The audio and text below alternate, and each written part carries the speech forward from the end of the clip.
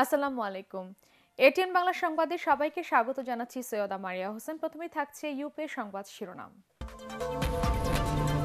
বিশ্ববাসীর কাছে বাংলা সাহিত্যকে তুলে ধরতে ডিজিটাল লাইব্রেরি গড়ে তোলার আহ্বান প্রধানমন্ত্রীর। অমর একুশে গ্রন্থমেলার উদ্বোধন।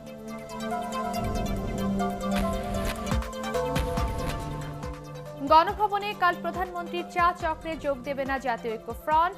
রাজনৈতিক ইস্যুতে কথা বলার সুযোগ পেতেন তারা, বলছে আওয়ামী লীগ।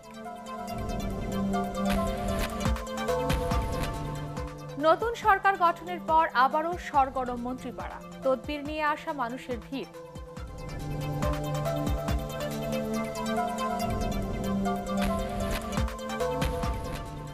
ডিসেম্বরের মধ্যে শেষ হবে মেট্রো রেলের প্রথম অংশের কাজ।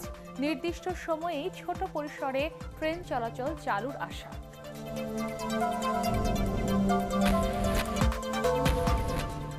এবং রিজার্ভ চুরির ৩ বছর পর ফিলিপাইনের রিজাল কমার্শিয়াল ব্যাংকিং কর্পোরেশনের বিরুদ্ধে নিউ ইয়র্কে বাংলাদেশ ব্যাংকের মামলা।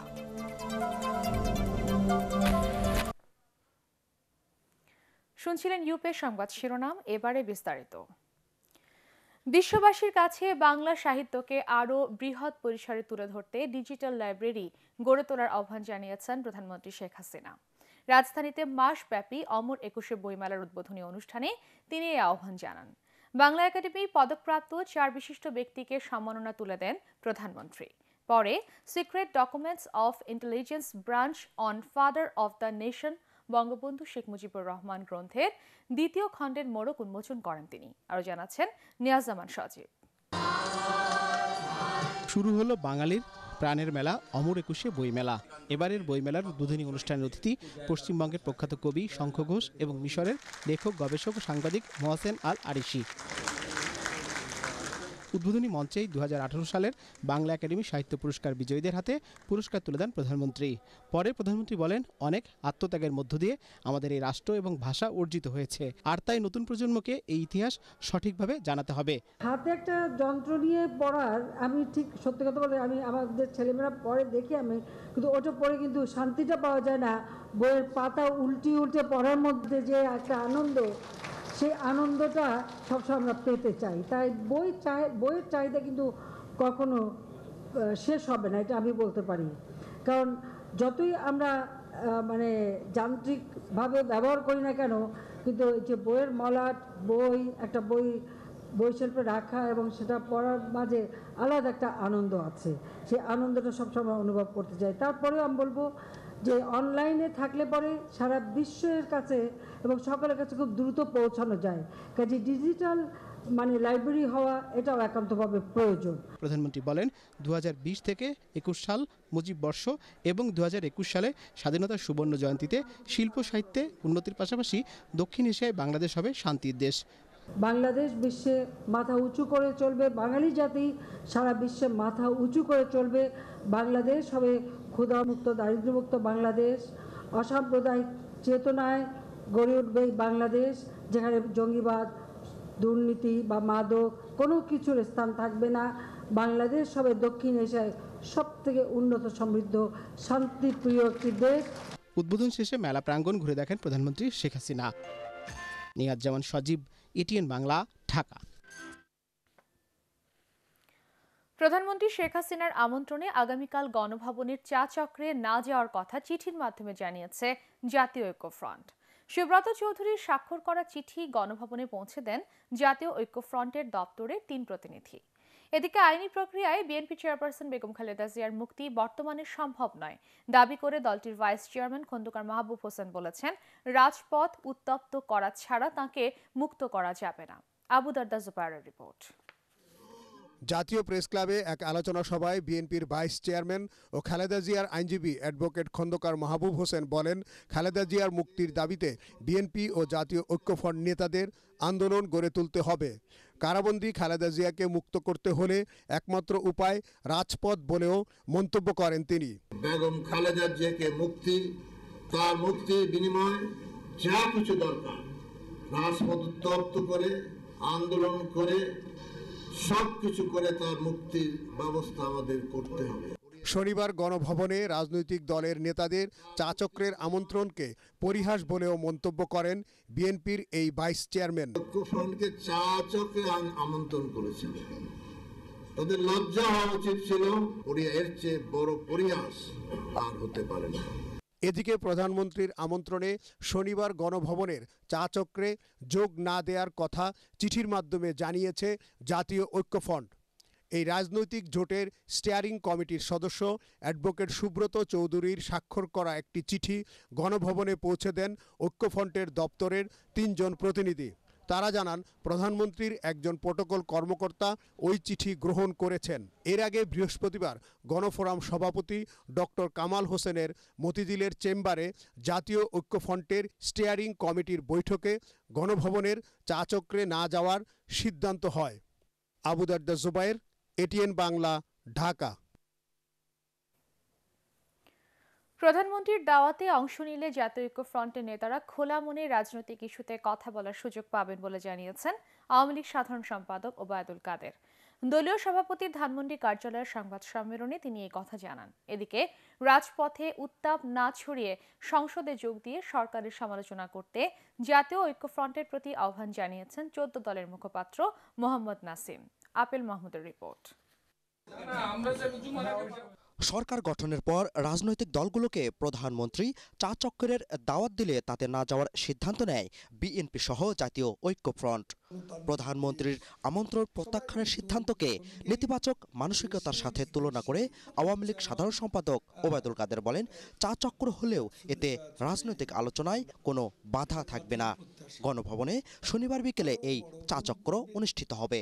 প্রধানমন্ত্রীর সাথে তারা রাজনৈতিক কথা বলতে পারে, তাদের কোনো মনের কোনো কথা থাকলে, তাদের যদি প্রধানমন্ত্রীকে বলার মতো কিছু থাকে, তারা খোলামেলা আলাপ করতে পারেন।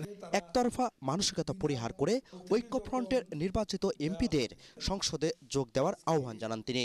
8 জন যদি সংসদে জোরালো ভাষায় যুক্তি তর্ক দিয়ে তারা কথা বলেন, সংসদের ভেতরেও একটা আন্দোলন তারা গড়ে তুলতে পারবেন। সেটা হলো বিতর্কের মধ্য দিয়ে, যুক্তিতর্কের মধ্য দিয়ে।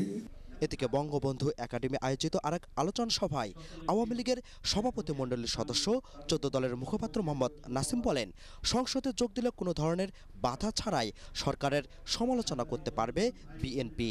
আপনার উত্তাপ সৃষ্টি রাজপথে না করে আপনারা যদি জিজ্ঞাসা করেন, আপনারা দেখবেন বিএনপির কর্মীদেরকে যদি গোপনে জিজ্ঞেস করেন, দেখবেন তারা চায় যে পার্লামেন্টে যেয়ে আপনারা কথা বলেন। এ সময় নেতৃত্ব পরিবর্তন করে সুষ্ঠু ধারার রাজনীতি না করলে বিএনপি বিলীন হওয়ার আশঙ্কা করেন আওয়ামী লীগ নেতারা। Appeal Mahmud, ATN Bangla, Dhaka. জাতীয় নির্বাচন ও নতুন সরকার গঠনের পর আবারও সরগরম হচ্ছে রাজধানীর মন্ত্রীপাড়া। পুরনোরা বাসা ছাড়ছেন, আসছেন নতুনরা। দেশের নানা এলাকা থেকে তদবির নিয়ে আসা মানুষের ভিড়ও বেড়েছে সেখানে। বদল হচ্ছে বাসার আসবাব সহ ভেতরের সাজগোজও। আরো জানাচ্ছেন কেরামতুল্লাহ বিপ্লব। সংসদ ভবনের সামনে এমপিদের সরকারি নিবাস ন্যামভবনই জমজমাট হয়েছে সবার আগে। সাবেক এমপিদের অনেকেই এখনও সরকারি বাসা ছাড়েননি। পুরনোদের কেউ কেউ আবার এমপি থেকে মন্ত্রী প্রতিমন্ত্রী হয়েছেন, তাই তাদের কাছে আসা মানুষের ভিড়ই বেশি এখানে। রাজনীতি নেতা যারা এমপি মন্ত্রী হয়, তাদের কাছে বিভিন্ন লোক বিভিন্ন সমস্যা নিয়ে আমরা আসি। আমার সভাপতি আবুল কালাম আজাদ কালাম মির্জা, তিনি অনেক নির্যাতিত, জেল জুলুম খেটেছে, বাইরের কাছে বলতে আসছে যাতে তাকে নমিনেশন দেওয়া হয়, নেতৃত্বের কাছে তিনি যেন তার জন্য সুপারিশ করে। যারা মনোনয়ন পাননি, এমপি হননি, তাদের ফ্ল্যাট ছাড়তে বলা হয়েছে 1 সপ্তাহের মধ্যে। এরপর তা বরাদ্দ পাবেন নতুন এমপিরা, কিন্তু তার আগেই এসে ভিড় করছেন এলাকার নেতাকর্মীরা। আমি মোটামুটি জানতে পেরেছি যে মন্ত্রী এমপির ছেলেদের কাউকে কিছু দেওয়া হবে না। তারপর আমি প্রথম, এই জন্য আমি যাতে নমিনেশন পাই, এই জন্য দেওয়ার জন্য আমি হাসান আবদুল্লাহ সাহেব দেখা করতে আসতেছি। হেয়ার রোড, বেইলি রোডের মন্ত্রীপাড়াতেও রদবদল চলছে। নতুন মন্ত্রী এসে ওঠার অপেক্ষায় শুক্রবার ছুটির দিন সরকারি বাসা থেকে মালপত্র সরিয়েছেন সাবেক অর্থমন্ত্রী আবুল মাল আব্দুল মুহিত। অর্থমন্ত্রী স্যার উনি এই বাসার থেকে নিজের বাসায় মালামাল নেওয়ার জন্য আর কি আমরা প্রস্তুতি নিয়ে সব নিয়ে যাচ্ছি। মন্ত্রীপাড়ার ৩০টি সরকারি বাড়ি ও ফ্ল্যাটের ২১টি খালি করা হয়েছে, বাকি ৯টিতে এখনও আছেন সাবেক মন্ত্রী প্রতিমন্ত্রীরা। এলাকার নেতাকর্মীরা সেখানেই দেখা সাক্ষাৎ করছেন তাদের সাথে। আমার নেত্রী বাংলাদেশের প্রধানমন্ত্রী, আমার দল ক্ষমতায়, আমি মন্ত্রী না হলেও আমি বেশি খুশি। এখানে যে কদিন ছিলাম খুব ভালোভাবে কেটেছে, আর সামনে যেখানে যাব আশা করি ওখানেও ভালোভাবে কাটবে। নির্দেশনা মোতাবেক মাননীয় মন্ত্রীবর্গের বাড়িসমূহ আমরা রিনোভেট করতেছি এবং কিছু কিছু বাড়ি অলরেডি খালি হয়ে গেছে আর বাকিগুলো খালি হচ্ছে। কর্মকর্তারা জানান চলতি মাসেই বাড়ি বুঝে পাবেন নতুন মন্ত্রীরা, তারপর নেতাকর্মীদের ভিড়ে আবারও দিনরাত গমগম করবে এই পাড়া। কেরামতুল্লাহ বিপ্লব, এটিএন বাংলা, ঢাকা। গোপালগঞ্জের টুঙ্গিপাড়ায় বঙ্গবন্ধু শেখ মুজিবুর রহমানের সমাধিতে শ্রদ্ধা নিবেদন করেছেন জাতীয় সংসদের স্পিকার ডক্টর শিরীন শারমিন চৌধুরী। দুপুরে জাতির জনকের সমাধিতে তিনি শ্রদ্ধা জানান। এরপর ডেপুটি স্পিকার ফজলে রাব্বি মিয়া ও চিফ হুইপ নুরি আলম চৌধুরী লিটন বঙ্গবন্ধুর সমাধিতে শ্রদ্ধা নিবেদন করেন। হুইপ আতিউর রহমান আতিক, পঞ্চানন বিশ্বাস, ইকবালুর রহিম, মাহবুবারা বেগম গিনি, শামসুল হক চৌধুরী, আবু সাইদ আল মাহমুদ স্বপন এ সময় উপস্থিত ছিলেন। পরে নুরি আলম চৌধুরী লিটন সাংবাদিকদের বলেন, জাতীয় সংসদকে আরও কার্যকর করতে বদ্ধপরিকর বর্তমান সরকার। সংসদকে কার্যকর করার জন্য মাননীয় প্রধানমন্ত্রী সংসদ নেতার নেতৃত্বে আমরা এটাকে গঠন ভালোভাবে যেন চলে সেটা সুব্যবস্থা করব। আর আপনারা জানেন যে এটা তো রাজনৈতিক তাদের একটা কৌশল, কারণ এখনও 90 দিন তাদের আছে। আমরা বারবার তাদেরকে আহ্বান জানাচ্ছি, আমাদের বিশ্বাস তারা সংসদের কাজে অংশগ্রহণ করবে, কারণ মানুষ তাদের জনগণ যাদেরকে ভোট দিয়েছে সেখানে যদি তারা না আসে তাহলে তো ভোটের মূল্যায়ন করা হবে না। আগামী ডিসেম্বরের মধ্যে মেট্রো রেলের প্রথম অংশের কাজ শেষ হবে বলে জানিয়েছেন প্রকল্প সংশ্লিষ্টরা। নির্দিষ্ট সময়েই ছোট পরিসরে চালু হবে ট্রেন চলাচল। মেট্রো রেলের ব্যবস্থাপনা পরিচালক MAN সিদ্দিক জানান, বর্তমানে 85 ভাগ পিলার স্থাপনের কাজ শেষ হয়েছে। বর্ষা মৌসুমের আগেই নিচের অংশের সব কাজ শেষ হবে। বিস্তারিত জানাচ্ছেন শফিকুল ইসলাম শামীম।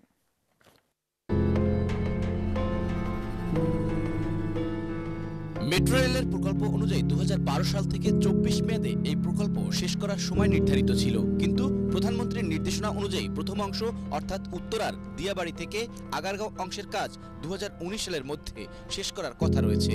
সে লক্ষ্যে দ্রুত এগিয়ে চলছে মেট্রো রেল প্রকল্পের কাজ। এর মধ্যে প্রায় 5টি স্থানে পিলারের উপর ভায়াডাক্ট বা স্প্যান বসানোর কাজ চলছে।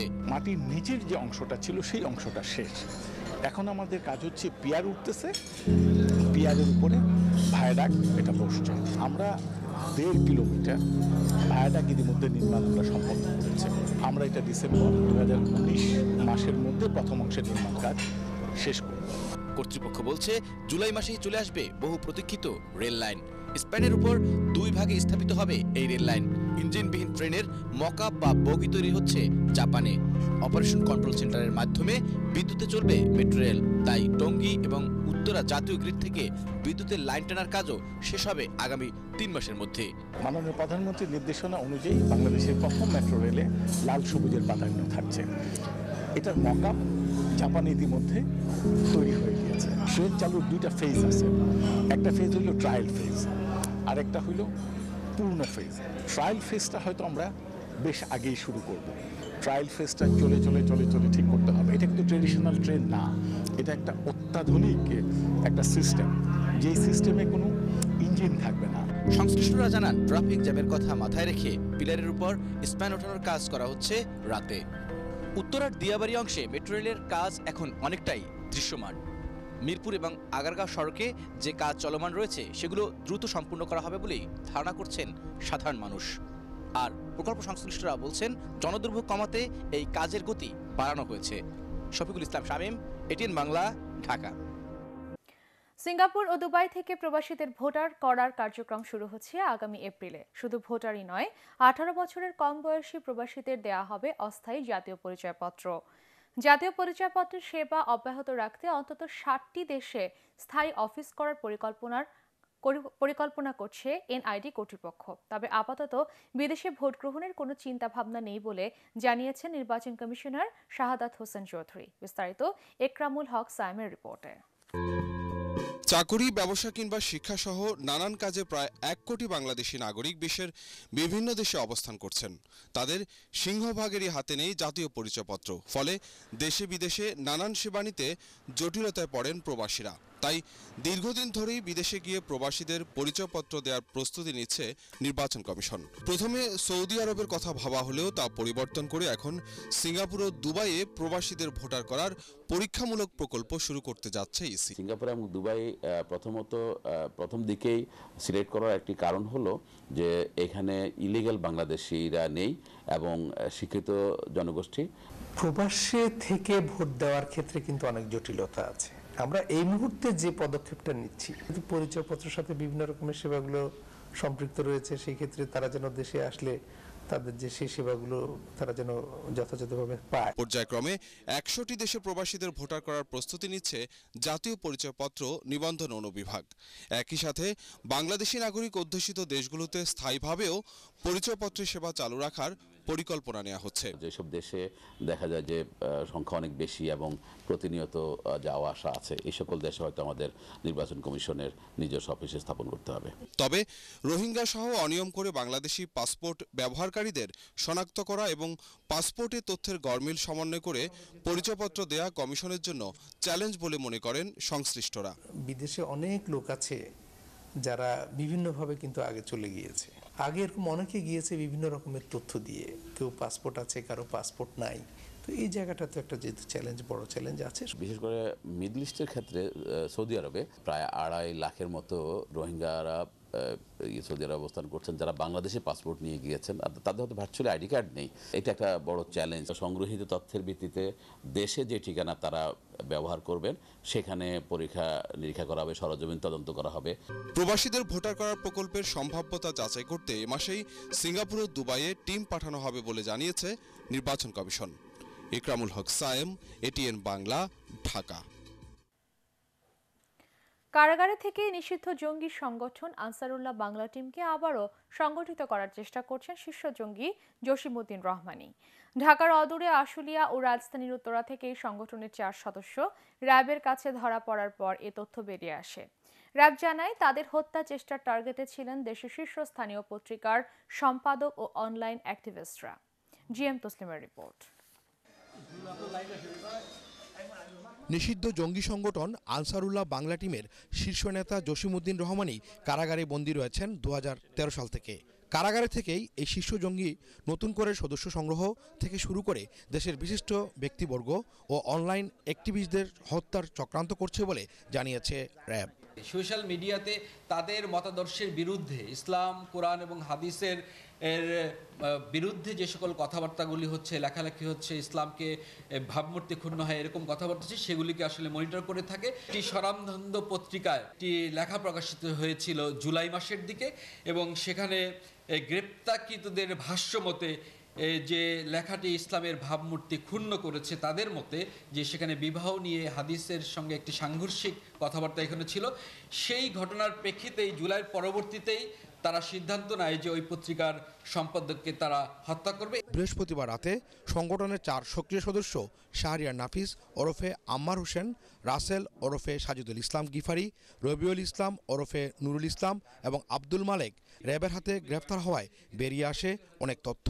গ্রেফতারকৃত শাহরিয়ার নাফিস অনলাইন অ্যাক্টিভিস্টদের সাথে কৌশলে মিশে তাদের খুনের পরিকল্পনা করছিল বলে জানায় র্যাব।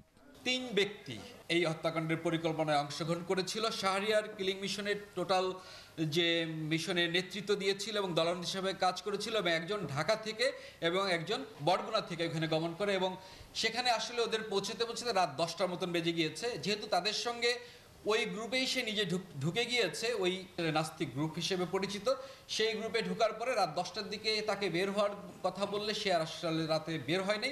পরবর্তীতে সেই কিলিং মিশনটা সে সম্পূর্ণ করতে পারেনি। র্যাব আরও জানায়, শুধু দেশে নয়, দেশের বাইরে থেকেও আনসারুল্লাহ বাংলা টিম জঙ্গি কার্যক্রম পরিচালনার জন্য অর্থ সংগ্রহ করছে। আইনি প্রক্রিয়া এবং অন্য যে কোনো প্রক্রিয়ায় তারা চাচ্ছে যে জসিমউদ্দিন রহমানকে জেলখানা থেকে মুক্ত করা, এবং এই প্রক্রিয়ার অংশ হিসেবে দেশ বিদেশ থেকে অর্থ সংগ্রহ করছে। তাদের অর্থের উৎস এবং যারা এই জঙ্গিদের নতুন করে আবারও সংগঠিত করার চেষ্টা করছে তাদের খুঁজে বের করার চেষ্টা চালাচ্ছে RAB. GM Taslim, ATN Bangla, Dhaka. চট্টগ্রামে চিকিৎসক মুস্তফা মোর্শেদ আকাশকে আত্মহত্যায় প্ররোচনার অভিযোগে ৬ জনকে আসামি করে চাঁদগাঁও থানায় মামলা করেছে তার পরিবার। মামলায় স্ত্রী তানজিলা হক মিতু ছাড়াও তার বাবা, মা, বোন এবং কথিত 2 প্রেমিককে আসামি করা হয়েছে। ডাক্তার আকাশের মা জবেদা খানম এ মামলা করেন। এর আগে বৃহস্পতিবার রাতে নন্দন কানন এলাকায় খালাতো ভাইয়ের বাসা থেকে মিতুকে আটকের পর জিজ্ঞাসাবাদ করে পুলিশ। বৃহস্পতিবার ভোরে চাঁদগাঁও আবাসিক এলাকার বাসায় ওই তরুণ চিকিৎসক ইনসুলিনের সাহায্যে আত্মহত্যা করেন বলে ধারণা করা হচ্ছে। অচেতন অবস্থায় চট্টগ্রাম মেডিকেল কলেজ হাসপাতালে নেওয়া হলে ডাক্তাররা আকাশকে মৃত ঘোষণা করেন। তিনি চট্টগ্রাম মেডিকেল কলেজ হাসপাতালের মেডিসিন বিভাগের চিকিৎসক ছিলেন। মৃত্যুর আগে সামাজিক যোগাযোগ মাধ্যম ফেসবুকে স্ট্যাটাস, ছবি ও ভিডিও দিয়ে স্ত্রীর সাথে সম্পর্কের অবনতির ঘটনা প্রকাশ করেছিলেন আকাশ। ডিএনডি উন্নয়ন প্রকল্প দ্বিতীয় পর্যায়ের 37% কাজ সমাপ্ত হয়েছে বলে জানিয়েছেন পানি সম্পদ উপমন্ত্রী AKM এনামুল হক শামীম। নারায়ণগঞ্জের শিমরাইল পাম্প স্টেশন পরিদর্শনের সময় তিনি এই কথা জানান। এ সময় তিনি আরও বলেন, আগামী 30 এপ্রিলের মধ্যে প্রকল্পের 37টি পানি নিষ্কাশন পাম্প সচল করা হবে। বিস্তারিত জানাচ্ছেন মনির হোসেন তপু। বর্ষা মৌসুমে জলাবদ্ধতার কারণে চরম ভোগান্তিতে পড়তে হয় রাজধানী সহ নারায়ণগঞ্জ ও ডেমরা এলাকার বাসিন্দাদের। তাই পানি উন্নয়ন বোর্ড 2016 সালে জুলাই মাসে ঢাকার নারায়ণগঞ্জ ডেমরা এলাকার নিষ্কাশন ব্যবস্থা উন্নয়ন দ্বিতীয় পর্যায়ে প্রকল্পের কাজ শুরু করে। প্রকল্প ব্যয় ধরা হয় 558 কোটি টাকা। নির্মাণ করা হবে 2টি পাম্প স্টেশন, 3টি পাম্পিং প্লান্ট ও 79টি RCC কালভার্ট। এছাড়াও প্রকল্প এলাকার 93 কিলোমিটার খাল দখলমুক্ত করে পুনঃখনন করা হবে। প্রায় 70 কিলোমিটার অবৈধ দখল আমরা উচ্ছেদ করেছি এবং ওই খালগুলোতে আমরা যে ময়লা আবর্জনা ছিল এগুলো পরিষ্কার করে দিয়েছি। সেই জন্য গত বর্ষায় কিন্তু লোকজনের জনদুর্ভোগ কম ছিল। তো এই বর্ষার আগে, এই এপ্রিলের মধ্যে আমাদের টার্গেট হচ্ছে এই প্রকল্পের জন্য আপনার 37টা পাম্প ধরা আছে, 2টা পাম্প হাউস এবং 3টা পাম্প স্টেশনের জন্য। তো এই পাম্পগুলো আমাদের এপ্রিলের মধ্যে ইনস্টল করা হয়ে যাবে। তাহলে এই বর্ষায় যে পানির যে সমস্যাটা মানে ওয়াটার কনজেশনের যে প্রবলেমটা, সেই সমস্যাটা অনেকাংশে দূরীভূত হয়ে যাবে। শুক্রবার সকালে শিমরাইল পাম্প স্টেশন পরিদর্শন করেন পানি সম্পদ উপমন্ত্রী AKM এনামুল হক শামীম। ডিএনডি উন্নয়ন প্রকল্পের অগ্রগতির কথা উল্লেখ করে এ সময় তিনি বলেন, জলাবদ্ধতার দুর্ভোগ কমাতে বর্ষা মৌসুমের আগেই সবগুলো পাম্প সচল করা হবে। 30 এপ্রিলের মধ্যে পাম্প মিশনগুলো সব সচল করব। তাহলে 22 লক্ষ মানুষ এই যে ডেমরা এবং নারায়ণগঞ্জের জলাবদ্ধতার মধ্যে আছেন, তারা জলাবদ্ধতার হাত থেকে রক্ষা পাবে। 22 লক্ষ মানুষের এবং নারায়ণগঞ্জবাসী মানুষের সুবিধার্থে যারা 2, 4, 5 জন এই খালগুলো অন্যায়ভাবে দখল করে আছেন, তারা আশা করি এগুলোকে দখলমুক্ত করে দেবেন এবং সরে যে মানুষের কল্যাণে কাজ করার জন্য আপনারা সহযোগিতায় অংশগ্রহণ করবেন। এই সময় তিনি আরও বলেন, 2020 সালের জুন মাসের মধ্যেই প্রকল্পের কাজ শেষ হবে। প্রকল্পটি বাস্তবায়নে কাজ করছে বাংলাদেশ সেনাবাহিনী। মনির হোসেন তপু, ATN বাংলা, ঢাকা।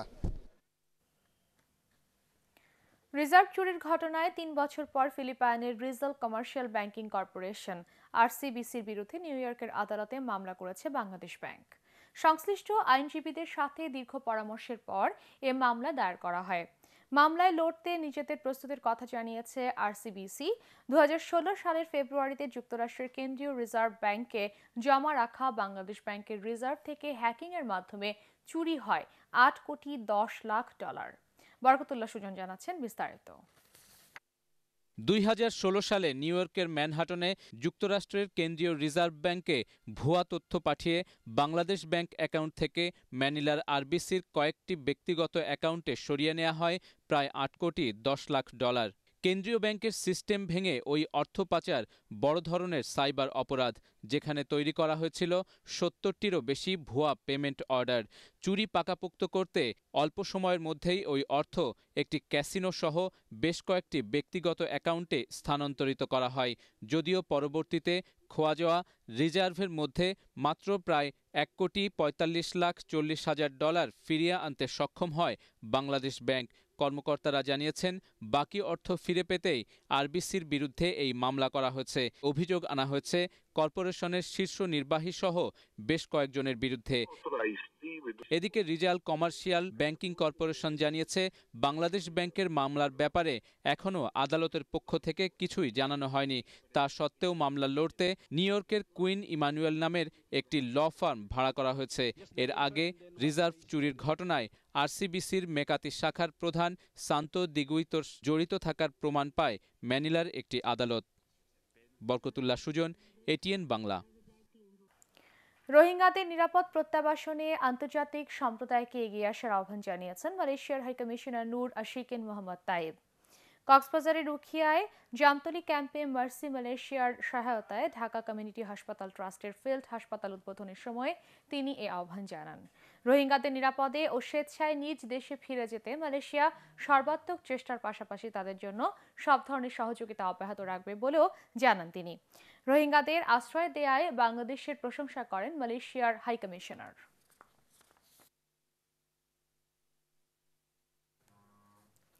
ডাকসু নির্বাচন প্রশ্নবিদ্ধ হলে ছাত্র সমাজ আন্দোলন গড়ে তুলবে বলে হুঁশিয়ার করে দিয়েছেন ইসলামী শাসনতন্ত্র আন্দোলনের আমির ও চরমোনাই পীর সৈয়দ রেজাউল করিম। ইসলামী শাসনতন্ত্র ছাত্র আন্দোলনের কেন্দ্রীয় সম্মেলনে তিনি এ হুঁশিয়ারি উচ্চারণ করেন। চরমোনাই পীর অভিযোগ করেন, স্বাধীনতার পর থেকে বিভিন্ন দলের তাণ্ডবে সাধারণ মানুষ অতিষ্ঠ।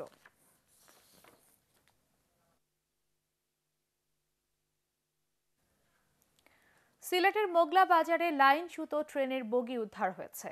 ৩.৫ ঘন্টা চেষ্টার পর বিকেলে দুর্ঘটনা কবলিত ট্রেনটির বগি উদ্ধার করার পর সিলেটের সাথে সারা দেশের রেল যোগাযোগ স্বাভাবিক হয়। রেল কর্তৃপক্ষ জানায়, মোগলা বাজারের লালামাটিয়ায় চট্টগ্রাম থেকে সিলেটগামী মালবাহী ট্রেনের একটি বগির 4টি চাকা লাইনচ্যুত হয়। এতে সিলেটের সাথে সারা দেশের ট্রেন যোগাযোগ বন্ধ হয়ে যায়। দুর্ঘটনার পর সিলেট রেলওয়ে স্টেশন থেকে উদ্ধারকারী রিলিফ ট্রেন ঘটনাস্থলে পৌঁছে লাইনচ্যুত হওয়া বগিটি উদ্ধার করে। এরপর রেল যোগাযোগ স্বাভাবিক হয়। মাদারীপুরের অত্যাধুনিক 250 শয্যার আধুনিক হাসপাতাল নির্মাণ কাজ শেষে এখন উদ্বোধনের অপেক্ষায়। হাসপাতালটি উদ্বোধন হলে জেলার 20 লাখ মানুষের উন্নত চিকিৎসা সেবা নিশ্চিত হবে। প্রয়োজনীয় দক্ষ লোকবল নিয়োগ দিয়ে দ্রুত হাসপাতালটি খুলে দেওয়ার দাবি জানিয়েছেন স্থানীয়রা। মাদারীপুর থেকে গোলাম মাওলা আকন্দের রিপোর্ট, জানাচ্ছেন মামুনুর রশিদ। বাংলাদেশ সরকার ও বিশ্বব্যাংকের অর্থায়নে 2014 সালের ফেব্রুয়ারি মাসে 32 কোটি টাকা ব্যয়ে মাদারীপুর সদর হাসপাতালটি 100 শয্যা থেকে 250 শয্যায় উন্নীত করার কাজ শুরু হয়। সম্প্রতি ভবনের নির্মাণ কাজ শেষে চলছে বিভিন্ন যন্ত্রপাতি স্থাপনের কাজ। স্থানীয়রা বলছেন, হাসপাতালটি চালু হলে বদলে যাবে মাদারীপুরের চিকিৎসা সেবার চিত্র। চিকিৎসা সেবার কোনো সমস্যা থাকবে না আমি মনে করি।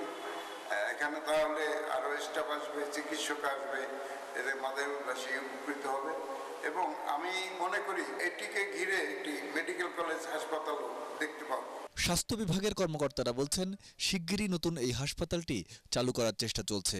এই হাসপাতালে মেডিকেল কলেজের মতোই চিকিৎসা সেবা পাওয়া যাবে বলে মনে করেন তারা। 18 থেকে 20 লক্ষ অধিবাসী যারা এখানে বসবাস করে, তারা চিকিৎসা সেবায় অনেক ধরনের বড় ধরনের উপকৃত হবে। জরুরি ভিত্তিতে যন্ত্রপাতিগুলো স্থাপন করে এবং লোকবল নিয়োগ করে যদি হাসপাতালটি চালু করা হয়, তাহলে আমাদের যে যারা অর্থ পাবে অনেক উন্নত চিকিৎসার জন্য, যারা ঢাকা বা অন্যান্য জায়গায় যেতে পারে না, তারা এই হাসপাতালে চিকিৎসা পাবে। সবকিছু ঠিক থাকলে কিছুদিনের মধ্যেই খুলে দেওয়া হতে পারে হাসপাতালটি।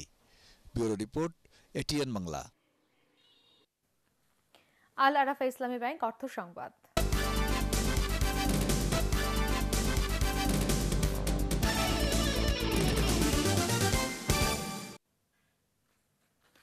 কুষ্টিয়ায় প্রায় 1.5 যুগ ধরে বিনামূল্যে চিকিৎসা সেবা দিয়ে আসছেন ডাক্তার AFM আমিনুল হক রতন।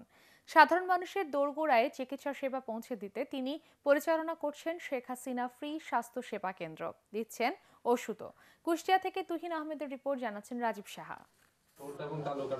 ডাক্তার AFM আমিনুল হক রতন একজন মেডিসিন বিশেষজ্ঞ চিকিৎসক হয়েও অর্থ ও খ্যাতিকে পেছনে ফেলে নিজেকে উৎসর্গ করেছেন মানব সেবায়। কুষ্টিয়া শহরের পাড়া মহল্লা অথবা গ্রাম প্রত্যন্ত অঞ্চলে মানুষের দোরগোড়ায় বিনামূল্যে চিকিৎসা সেবা পৌঁছে দিতে নিরলস কাজ করছেন তিনি। শুধু ব্যবস্থাপত্রই নয়, রোগীর হাতে প্রয়োজনীয় ঔষধও তুলে দিচ্ছেন সবার প্রিয় রতন ডাক্তার। মানব সেবার ব্রত নিয়ে 2002 সালে রতন ডাক্তার প্রতিষ্ঠা করেছেন শেখ হাসিনা ফ্রি স্বাস্থ্যসেবা কেন্দ্র। বর্তমানে কুষ্টিয়া জুড়ে 613টি ক্যাম্প পরিচালিত হচ্ছে। এ কার্যক্রমের আওতায় 60,721 জনকে বিনামূল্যে চিকিৎসা সেবা দেওয়া হয়েছে প্রায় 50 লাখ টাকার ওষুধ। জীবনের শেষ দিন পর্যন্ত মানুষের কল্যাণে কাজ করতে চান ডাক্তার রতন। এখানে আমরা কিছু চিকিৎসা দিচ্ছি, তাদেরকে ওষুধপত্র দিচ্ছি, আর বাকিগুলো আমরা কেস নির্ণয় করে তাদেরকে আমরা ফ্রি চিকিৎসাই দেওয়া হবে। আমাদের মূল কেন্দ্র যেটা, সেখানে আমরা যাওয়ার জন্য তাদেরকে কার্ড দিয়ে যাচ্ছি। বিনামূল্যে চিকিৎসা সেবা ও ওষুধের পাশাপাশি রোগীদের জন্য স্বাস্থ্য কার্ডের ব্যবস্থা করায় খুশি সুবিধাবঞ্চিত মানুষ। অসহায় মানুষের চিকিৎসা সেবার নানা প্রতিবন্ধকতার কথা উল্লেখ করে স্থানীয় জনপ্রতিনিধি বলেন, প্রাথমিক চিকিৎসার জন্য বাইরে যাওয়ার প্রয়োজন পড়বে না। আমি এই যে আমার যে শ্বাসকষ্টের কথা বললাম, এই সেবাটাই আমার বেশি প্রয়োজন। আমি খুব সুন্দর সেবা পাচ্ছি। রতন ডাক্তারের এই সেবা কার্যক্রমে একাত্মতা প্রকাশ করেছেন নবীন প্রবীণ চিকিৎসকরা। বিনা পারিশ্রমিকে কাজ করছেন তারাও। অপারেশনের পরে তার বাপ মায়ের মুখে হাসি, এবং আমার থেকে বড় হয়ে দেখা যায় আমার পায়ে সালাম করছে, হ্যাঁ, তখন ওই আনন্দ কিন্তু অন্যরকম। আমরা চাই যে আমরা আমাদের পেশাকে আরো মানুষের কাছাকাছি নিয়ে যাওয়ার। বিনামূল্যে চিকিৎসা সেবার পাশাপাশি 2016 সাল থেকে জাপান বাংলাদেশ ক্লেফট প্রোগ্রামের আওতায় জন্মগত ঠোঁট ও তালুকাটা রোগীদের সম্পূর্ণ বিনা খরচে চিকিৎসা দিচ্ছে শেখ হাসিনা ফ্রি স্বাস্থ্যসেবা কেন্দ্র। আমাদের চিকিৎসক সমাজ। Bureau report, ATN Bangla. আন্তর্জাতিক সংবাদ।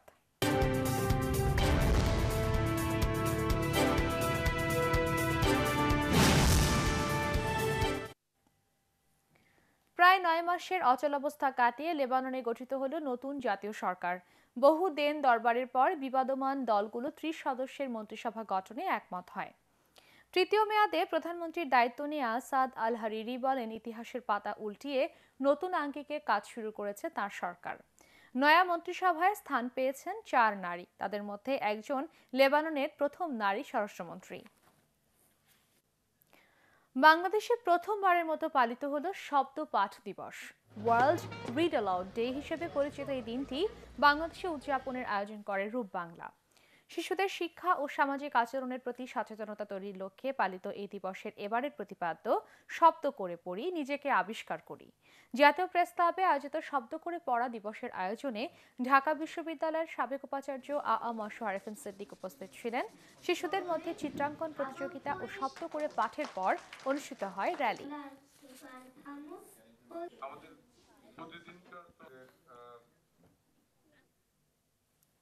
নতুন প্রজন্মের কাছে দেশের ইতিহাসকে তুলে ধরতে সবাইকে একযোগে কাজ করতে হবে বলে মন্তব্য করেছেন বিশিষ্টজনরা। রাজধানীর ধানমন্ডিতে ভাষা আন্দোলন গবেষণা কেন্দ্র ও জাদুঘরে আয়োজিত ভাষা আন্দোলনের আলোকচিত্র, গুরুত্বপূর্ণ দলিলপত্র ও পুস্তক প্রদর্শনীর উদ্বোধনী অনুষ্ঠানে তিনি এ মন্তব্য করেন। জাতীয় বিশ্ববিদ্যালয়ের উপাচার্য হারুনুর রশিদ, বাংলাদেশ প্রেস কাউন্সিলের চেয়ারম্যান বিচারপতি মমতাজ উদ্দিন আহমেদ এ সময় উপস্থিত ছিলেন।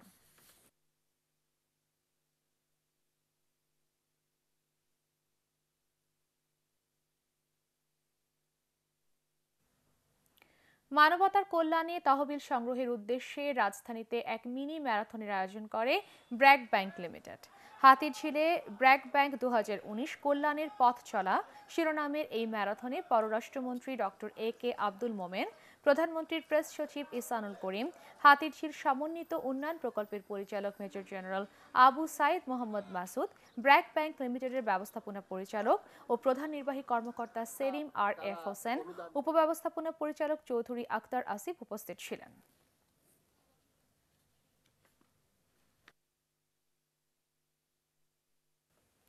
পার্টেক্স খেলার খবর।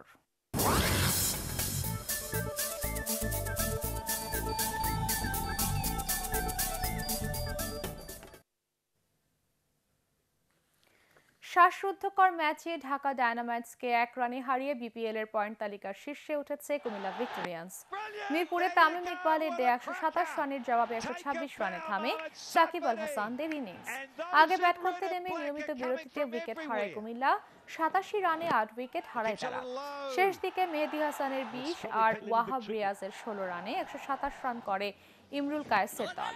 জবাবে 29 রানে 4 উইকেট হারিয়ে বিপদে পড়ে ঢাকা। কায়রন পোলার্ড আর আন্দ্রে রাসেল চেষ্টা করেছিলেন দলের জয় নিশ্চিত করার, তবে সাইফুদ্দিনের দুর্দান্ত বোলিংয়ে সব চেষ্টাই ব্যর্থ হয় ঢাকা। 34 রানে আউট হন পোলার্ড। শেষ ওভারে 12 রানের লক্ষ্যে ব্যাট করে 10 রান তোলেন রাসেল। 22 রানে 4 উইকেট নেন সাইফুদ্দিন। এতে প্লে অফ নিশ্চিত করতে হলে নিজেদের শেষ ম্যাচে খুলনার বিপক্ষে জয়ের সাথে রান রেটের দিকেও তাকিয়ে থাকতে হবে ঢাকাকে।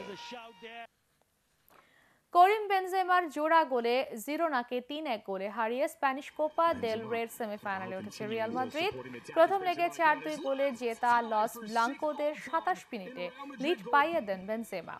প্রথমার্ধের শেষ দিকে ব্যবধান দ্বিগুণ করেন এই ফরাসি স্ট্রাইকার। এটি ছিল রিয়ালের জার্সি গায়ে তাঁর 209 নম্বর গোল।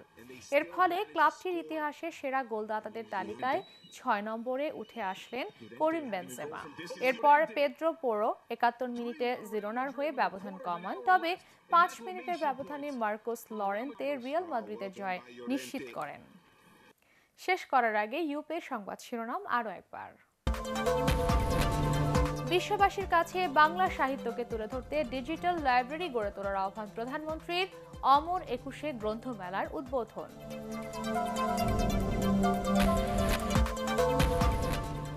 গণভবনে কাল প্রধানমন্ত্রীর চা চক্রে যোগ দেবে না জাতীয় ঐক্য ফ্রন্ট। রাজনৈতিক ইস্যুতে কথা বলার সুযোগ পেতেন তারা, বলছে আওয়ামী লীগ। নতুন সরকার গঠনের পর আবারও সরগরম মন্ত্রীপাড়া। তদবির নিয়ে আসা মানুষের ভিড়।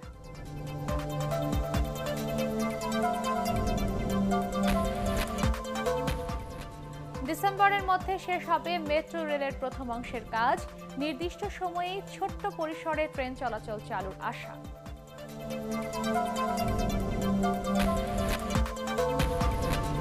এবং রিজার্ভ চুরির 3 বছর পর ফিলিপাইনের রিজাল কমার্শিয়াল ব্যাংকিং কর্পোরেশনের বিরুদ্ধে নিউ ইয়র্কে বাংলাদেশ ব্যাংকের মামলা।